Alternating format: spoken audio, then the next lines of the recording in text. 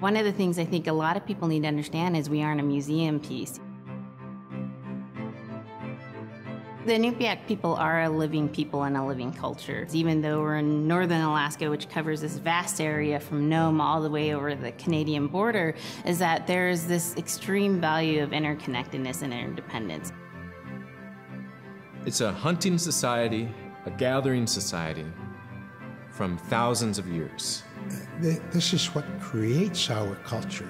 That special relationship between humans and the natural world and the animals, and that it teaches you how to have a society that doesn't do too much harm to the world. Love and respect for nature, for one another, for our elders. Very, very fundamental value, key to life. Our values are something that bind us all. The importance of sharing with one another, the importance of spirituality, and the connection to the land, our traditions, how we hunt, sharing of stories and songs and dances. I'm Innupiaq. I'm from the Arctic Ocean. Inŋitchuŋa, I am Innupiaq. It's very important to me. It's who I am as a person. And we're very proud of who we are, and we want to continue that.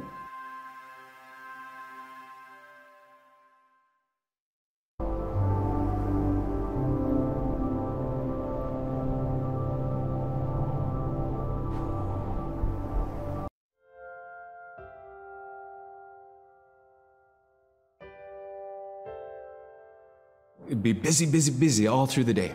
You get up and you just go right to work, you know, right to work. There was always something to do. There was never any idle time. The only idle time we had was after we eat and before we go to bed. One of the older people would be just relaxing, laying down there and saying, you know, it'd be really nice to hear a story. And then just organically, someone would just start telling a story. Storytelling for the Inupiaq people is very important because it not only created that sense of community, but is a way to pass on wisdom to the next generation. It was like TV, you know? It was just like, it was as good as anything, any movie you've ever seen. And the storyteller told it so clearly that it was just as powerful as any of the greatest movie blockbusters you've ever seen. There was a reason behind the stories that we were told because they held traditional knowledge. They held things that we might need to know in life, whether it was about how to find food or how to survive, or it was about well-being and the importance of connecting with people and being a good member of the community. We all do stories. We all live in stories. We all tell stories to our friends, and they need to be told. They need to be heard.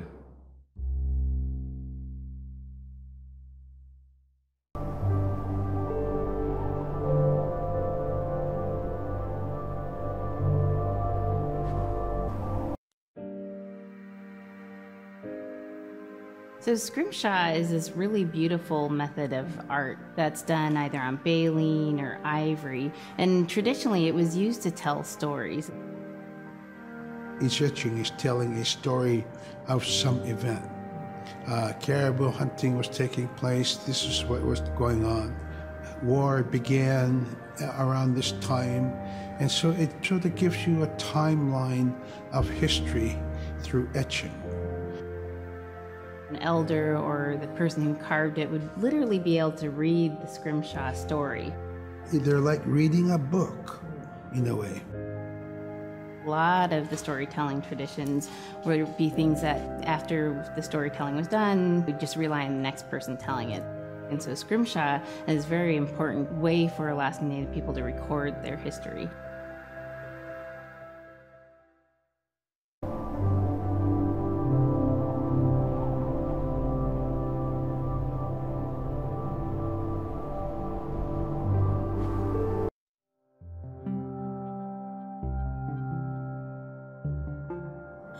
When I was growing up, My grandpa had a pet white fox.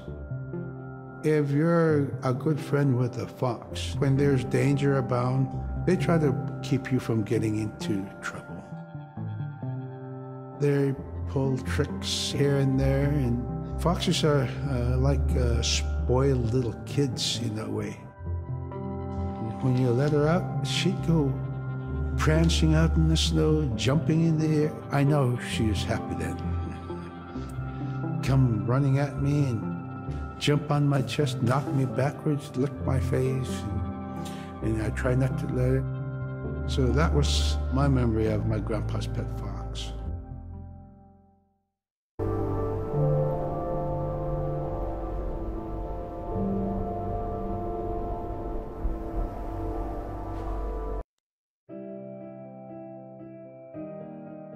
Caribou it provided for us in many ways. Our clothing in those days was made of all caribou skin. I grew up wearing caribou pants, mittens, caribou skin mattress, blankets. Some people had boots that were made with wolf leggings, sealskin sole bottoms. Baleen was shaved to make insoles. They kept us quite dry and warm as well. But the caribou skin clothing was the best. We would get as many yearlings as we could for our outer clothing. And for a heavy winter, we would get caribou in February or March because the hair was the longest and the skin was the thickest, and we would use those for our winter gear. With that stuff on, you could sleep outside in 50 below and it wouldn't bother you a bit.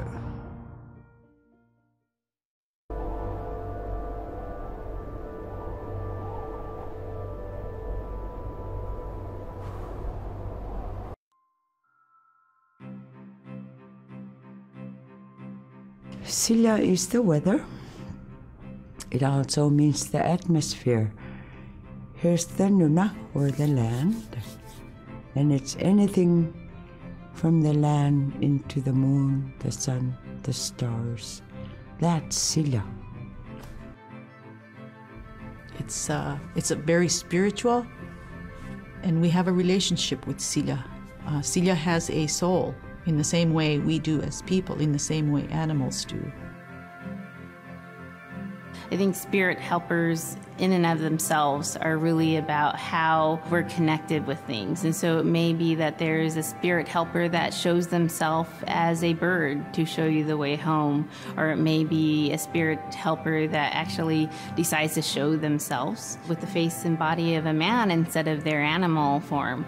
And so I think one of the things that's hard to understand is that it's not one way of seeing things, it's one way of knowing you're connected to everything. We've always had that spirituality of everything around us. It's the interaction you have with the air you breathe, the ocean that you gather resources from, the rivers from which you gather fish, the tundra from which you pick berries, the animals that give themselves. It's all of that.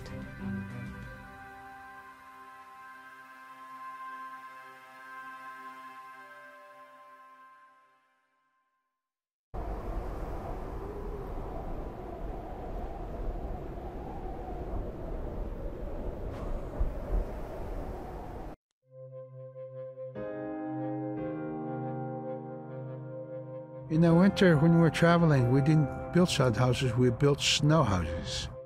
In Canada, they call them igloo, but here in Alaska, we call them apuya. We'd do a day of travel, and then we'd make a apuya.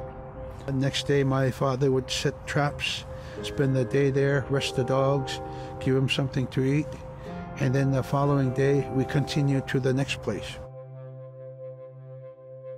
We'd go to my dad's sister, who had a house at Dubarg. They had a small sod house over there. We didn't have to do anything. We just visit with them, and my dad and his sister were glad to see each other, and they'd talk away while us kids played outside or go to sleep. By the time we get back to our home, my father would leave us with our aunt or with my grandmother. And then he started on his trips and go check his trap line. We were not into 8 to 5 kind of time, you know. We're in a totally different kind. We're in ecological time.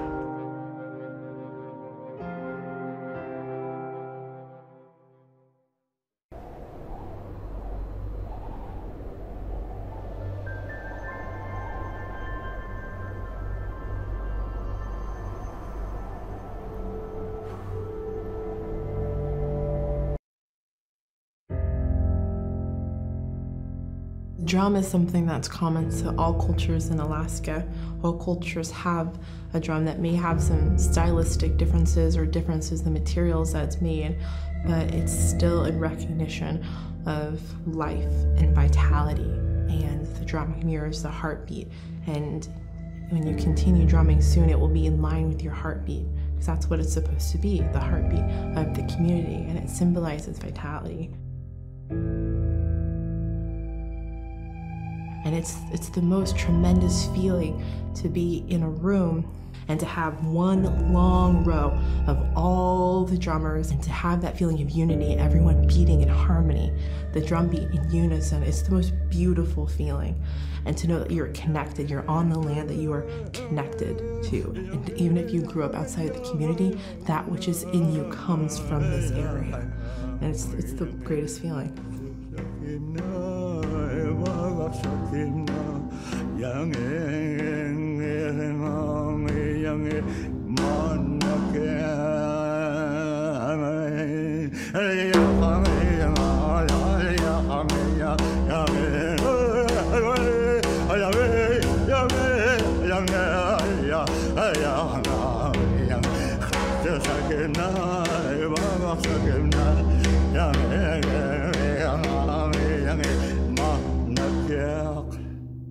Man, I went at it and look what happens.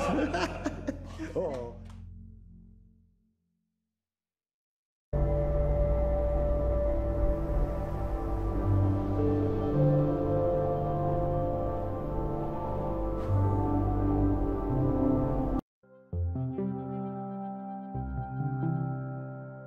They're just like other people. They just happen to be very small and extremely strong. These are stories that are common throughout Alaska. It's normally that people are size from your elbow to the tips of your fingers, and they possess superhuman strength. So they may be tiny, but they can carry a whole caribou. And if you go up north and you talk to a number of the people in the community, they'll talk about having seen the little people. There's a place at home that we know, but we don't profess it to anybody. But it's not like the boogeyman. They can be mischievous, they can be ornery, or they can be helpers. And every now and then, we might have the opportunity to see them, especially if they want us to see them. The fact that it's across Alaska really tells you something about our history and how we interacted with nature around us.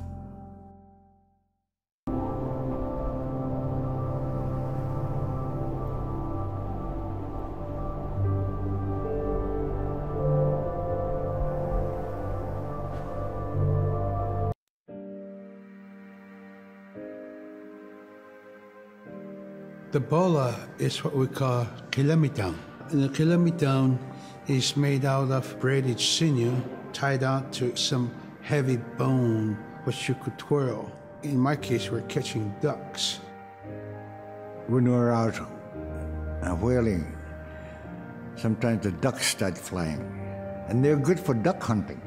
You know, if you're a whaling crew, you can't make too much noise, so you can't use a shotgun for getting some duck soup handy, you know? So bola was a really handy weapon to use for catching ducks. You know, the ducks fly in, you throw it up and tangles up the bird, and down they go.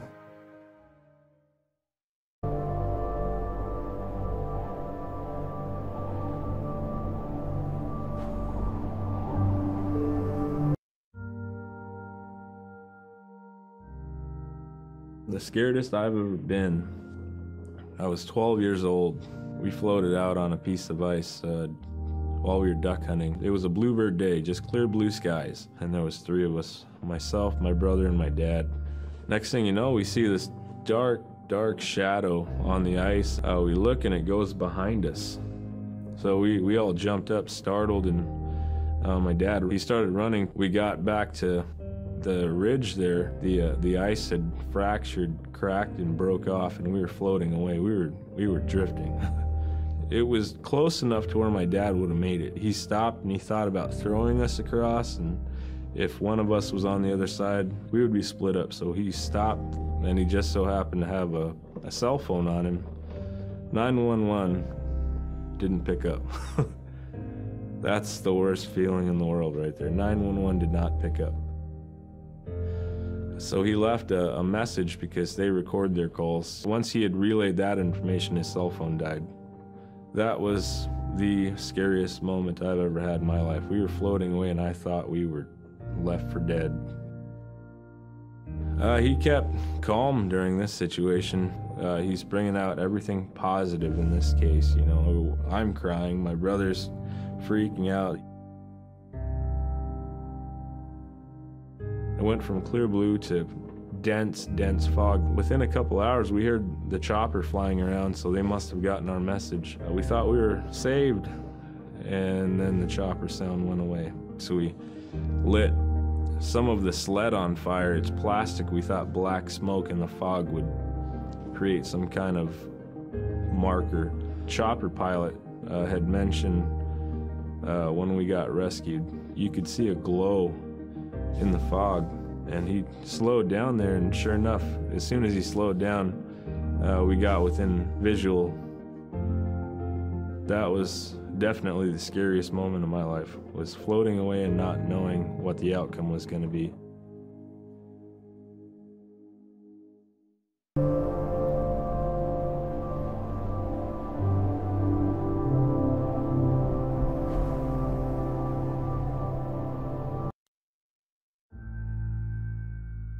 We're very much aware of the climate change. And it's been for many years, even before climatologists were noticing this change, Inuit were already saying, "Sila alangokto." Our climate is changing. If the heat is going the way it is right now, for us it's going to be pretty bad. Different birds are coming, and they're coming earlier, and sometimes rain is more than what we want, because when there's more rain, we know it's going to melt the permafrost. In my time as a young whaler, when I was 9 years old, we're hunting from ice that was about 25 feet thick. And there was giant icebergs already floating, coming by. That was the first signs of a changing climate. Ice that never broke before was now moving. Now, here it is 50 years later, we're hunting whale from ice that's 18 inches thick. There's no more thick ice. It's creating a malfunction in our whaling season, is what it is. Actually, more than that, all seasons in general. I think we are more scientists than more people will realize. We have more knowledge of those things than people will ever know.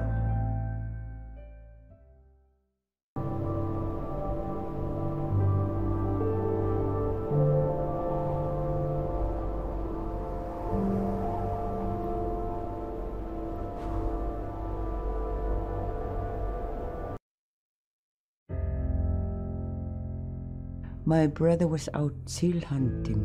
He got attacked from behind and managed to grab his knife and save himself. When he came to realize, oh no, it's a mother. We've always known traditionally that we avoid killing a mother. It's always been sacred to us to protect them. He had to present himself to the council, and so he was given the job to mother the baby, and we kept it. It got so big, it went over the barricade one day and got to the dog food, and that was an indication that, brother better go teach it how to survive on its own. So He did. I really got attached to the bear because I more or less grew up with it.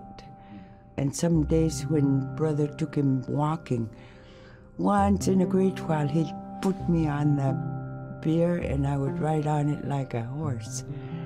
I was just happiest little girl in the world.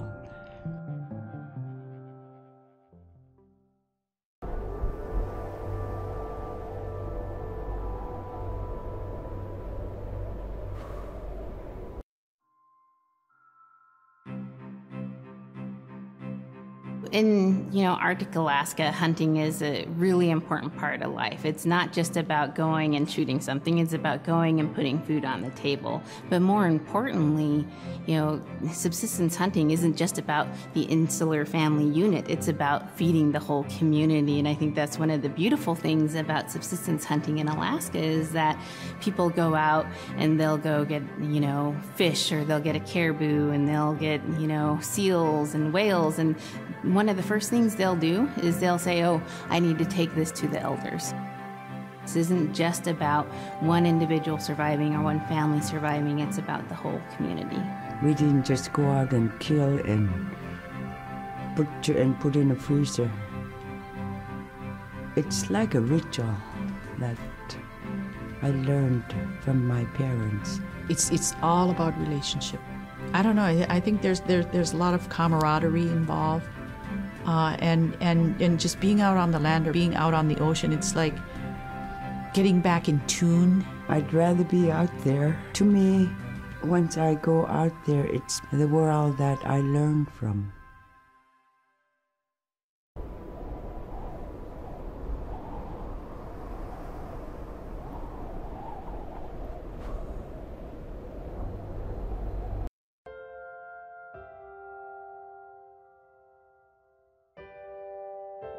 Now we spend all our time out in nature. You get very intimate with the world. And over time, if you're living that life, you start to sense that everything has a spirit. There's a consciousness in everything. Everything is alive. If everything is alive, then we want to respect it. And if we're going to use it, we want to use it respectfully. What I try to tell my nephews and nieces, you love to hunt, you have to take care of the animals that you catch, preparing the food and eating the food that you catch. Water provides you. The ice brings you life. It provides all those things that you need to be a part of your life. That was something I grew up with. I grew up respecting the animals. I grew up respecting the land. And that, to me, that is why we as Inupiaq, as an Inupiaq culture, as an Inupiaq people, is why we're so successful.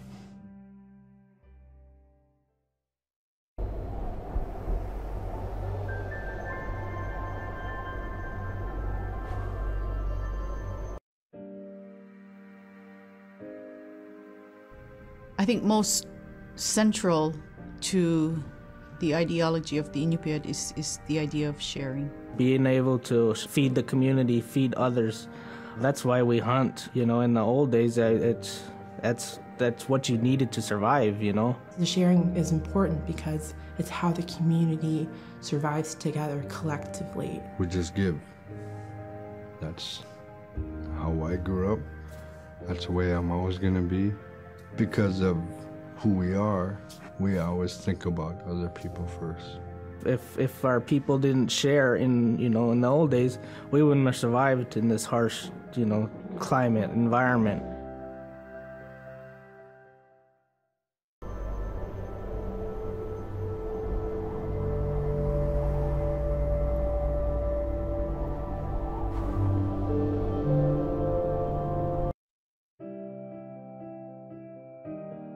Big Taimit, Little Taimit, and King Island.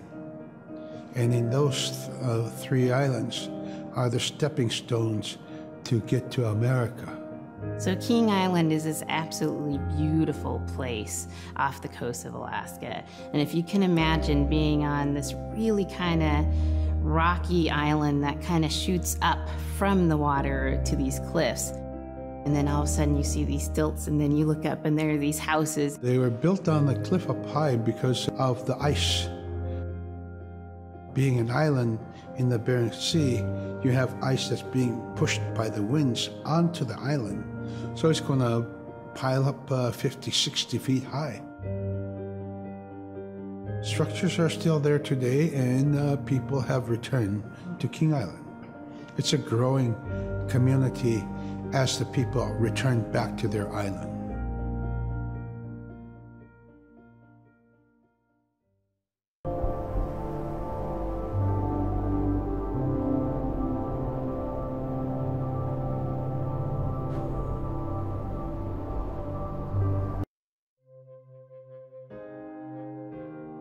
When I was young, my mom, whenever the Northern Lights came out, she'd just whistle. Boy, they come alive. Just keep whistling and that aurora will, just like, you know, you can almost hear it. And then she explained to me a little bit later that those are children, and children who've passed away when they were children. You don't want to draw them in too much, you know, is what she said, because then they could play football with your head, play Eskimo football, and that's what they want to do. They're always playing, those children up there. Don't play out without your hood on. If you don't have your hood on, the aurora person is going to come down and chop your head off and play ball with your head. It wasn't like they were trying to do bad, you know, or it was like a scary story or anything like that. It was just, that's how it was, that's what it was.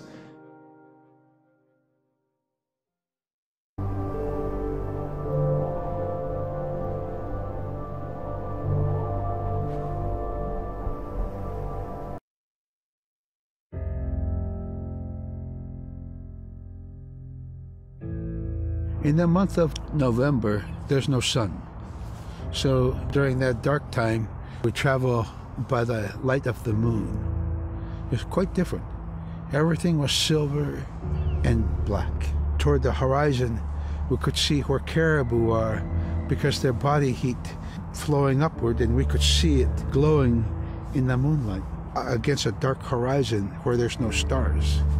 If somebody yelled, you could know who yelled from where the sound came from, but specifically where that cloud of their breath went up and it glowed in the moonlight.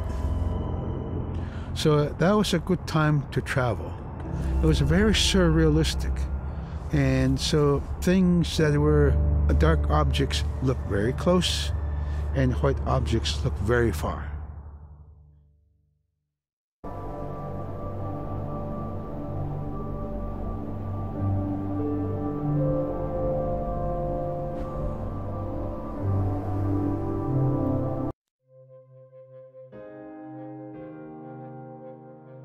We're taught that there's no hierarchy. It's not everything else and then man, you know, humans on top, and they're separate from everything. We're taught that everything is equal, and that all the animals have a human form or can be seen in a human form. And so they have just as much or more intelligence, you know, in fact, have a lot to teach people. And so that's how these transformations can happen. It's if the animal wants you to see it in its human form. There's a story where a man comes up to an ice hole and then realizes there's another man in his parka that's got stuck in the net, you know, and is just stuck like that. Oh, can you let me out? Please help me, you know. And so then he lets the man out, but then realizes that was actually a seal. That was a seal man. And just because that seal wanted that help, that seal allowed itself to be seen in human form.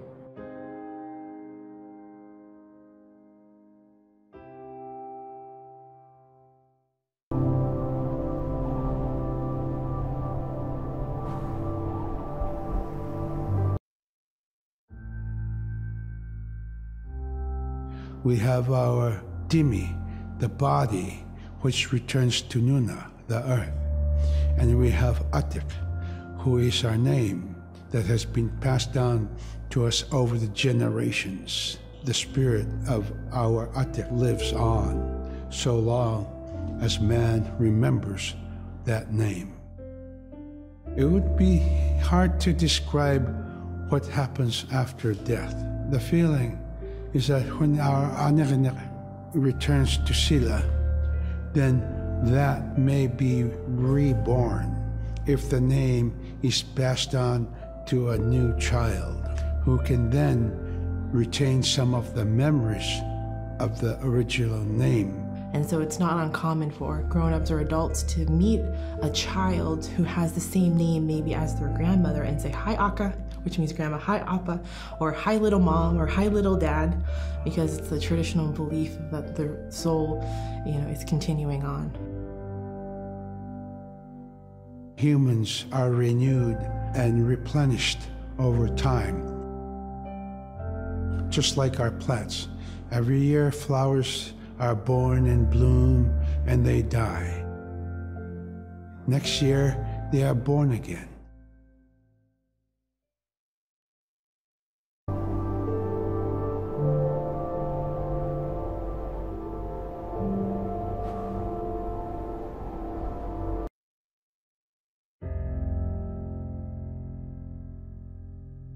So a recurring type of character in Inupiaq stories is the manslayer. And the manslayer is kind of this bad guy. And I think really what's at risk when the manslayer comes into story is the livelihood of individuals and the whole community. And so the manslayer is really used as a way to say, don't act only for yourself, always hold the community in your heart.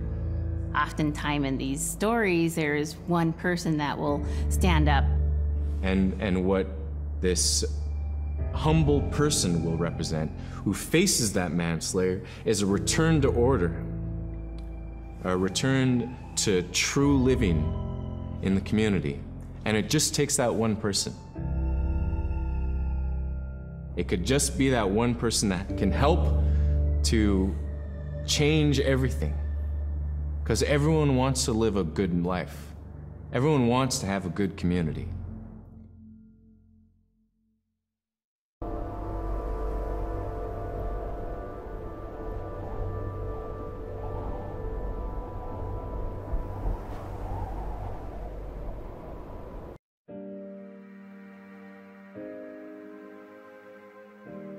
With regard to the environment, the blizzards have been one of the key elements that have impacted the survival of people, especially in the hard winter.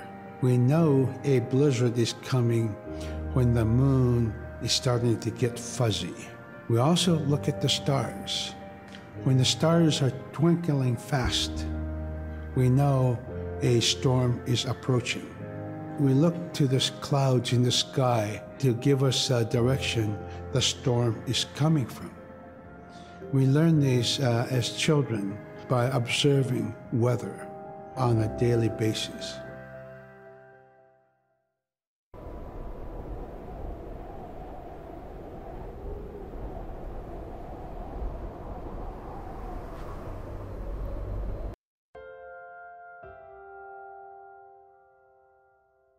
With the story of Inŋitchuŋa, told by Robert Cleveland, it's just a masterwork. It's a well-known story among the Inupiaq people, and in our case, of producing a video game that really reflects indigenous heritage. It captures the imagination, and it's something that you have a very specific kind of task to do. There's a blizzard, and it is just a non-stop blizzard that is overpowering the people. And there's one man that wants to figure it out.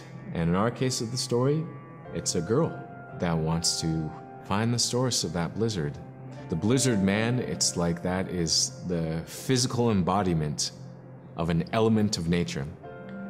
And so there's a person that needs to go up and take away that adze, that's chipping away that snow. In that community, the person least expected is the one who stands up and makes the difference. Humility is something that we value, and where that comes from is the idea that you are not the biggest thing in the world. And when you live in an extreme environment like where the Inuit reside, you're at the whim of the environment, of the climate, of the animals. You can be as prepared as you can, by learning from your elders, but you're not the biggest force in the world.